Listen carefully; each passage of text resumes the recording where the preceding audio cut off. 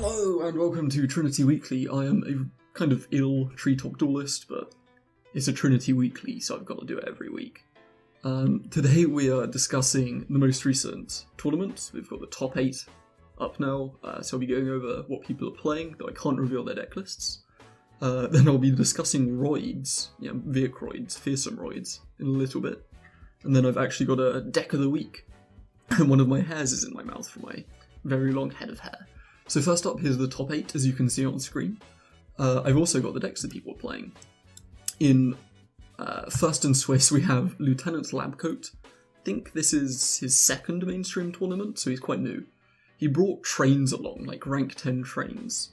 Going for a really weird build, he's playing Pot of Greed, which there's some discussion whether or not Pot of Greed is optimal or not. In Trinity, I don't think it's that good because it's semi-forbidden, and you could be playing sort of another urgent schedule, or even just 2 different really powerful co-forbidden cards instead.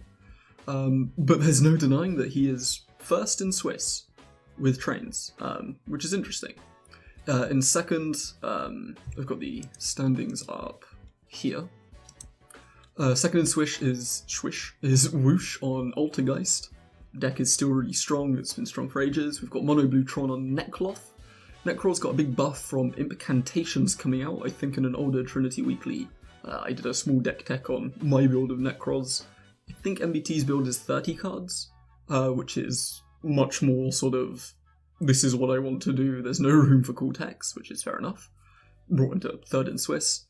Then we see Vehicroids, of all things. Admittedly, it's more sort of like machine good stuff. But yeah, he's playing Steamroid. And he made top 4, it's Watrain. And then for the rest of them, we've got 2 Orc Bards, Zombies, and Dinosaurs. Dinosaurs are still really strong.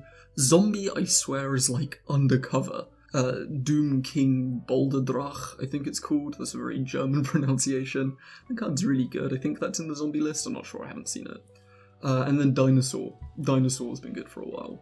Orc Bard, yeah.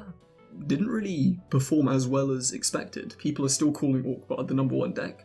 I think we saw so many of them because it's been the popular deck for like a while. Before it got hit, it was really strong and it didn't really get like killed, which is a good thing. And I think it's really cool that it's still a deck that people are playing, but it's not oppressively good. I've seen a lot of the Orc Bard replays and it doesn't seem as oppressive without Fogblade and with the card that lets them cheat the summon limit ban. So I think it's in a good place. Really diverse top 8, we've got a bunch of skillful players playing different things here. It's really cool. Another thing to note is that 3 players brought Red Eyes to this tournament and none of them have gone into the top 8.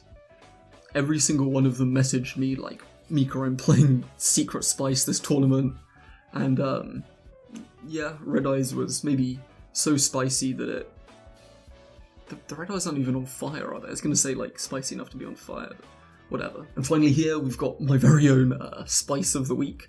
This deck is maybe really strong and maybe really weak. I don't really know how to comment, but it's done well, maybe, in testing. It's really weird. So the idea here is just to resolve Dandylion as much as possible. It's unlimited. So we've got 2 Trinities on Dandylion, which means we draw into it quite often. Also got Super Poly as the 3rd Trinity, I'll get into that in a sec. Dandylion sent to the graveyard, its mandatory effect activates and you get 2 tokens, which is cool. So you just try and send it to the grave as much as you can, the tokens don't count towards the summon limit. It's a blessing and a curse that they're normal monsters, because it means we can't make some of the other links, that we can't easily make nightmares really, because they have to have different names. It's kind of weird, but the deck's kind of cool. Skyblaster makes more tokens, Debris Dragon can make Black Rose, which is cool with Dandy. You can also use it to make a link too, and then you get 2 more tokens, so you can you can go Debris, Dandy, and then make Nightmare Phoenix, and then you get the 2 tokens, and then if you wanted to, you can make Gaia Saber.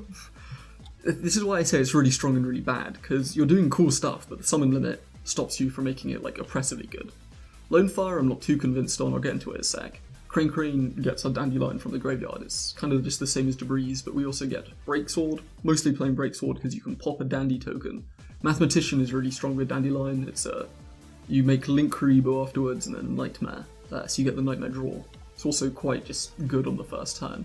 You want to set up Dandelion because if you haven't noticed, we're playing like 10 pieces of revival. All of these cards, this is revival. Instant Fusion and Pren, get Nodon, yeah, this deck is just revival. Kind of want to play card a safe return, but not that crazy. Balbaboon is really strong, it's a good consistency card, it's a backup target for Lonefire. Kind of the main reason we're playing Lonefire is because you contribute the Dandy tokens. Also because you can make the Predaplants, Dandylion, double Predaplant, and then you've hit summon limit, is kind of fine because we're playing Super Poly. So on our opponent's turn, you can still make Starving Venom, which is alright. Like, if they kill it, you Raigeki them, and by itself it's just like a big creature, which you sort of got for free.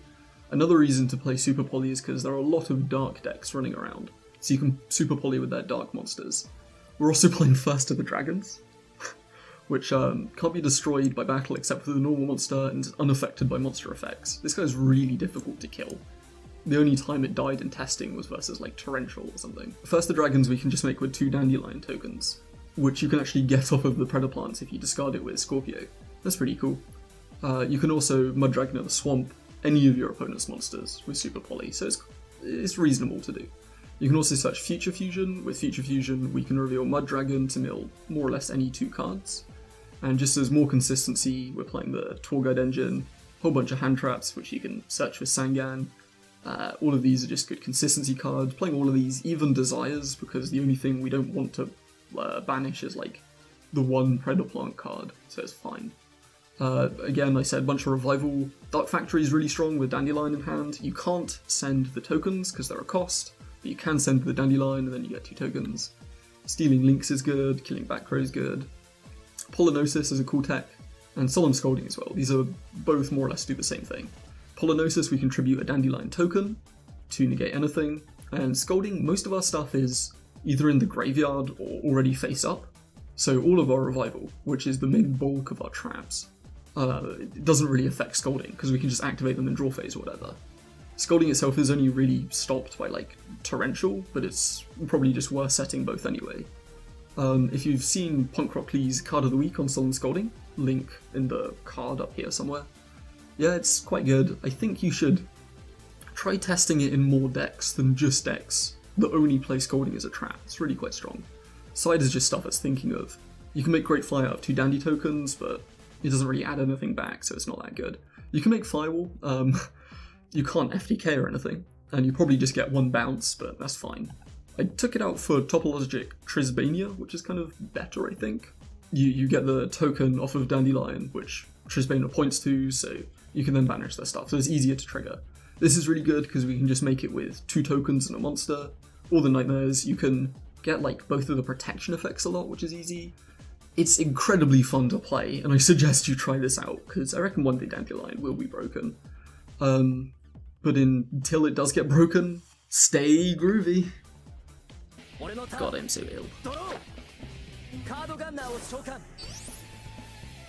カードガンナーはデッキのカードを3枚墓地へ送り、このターンのみ1枚につき攻撃力を500ポイントアップさせる。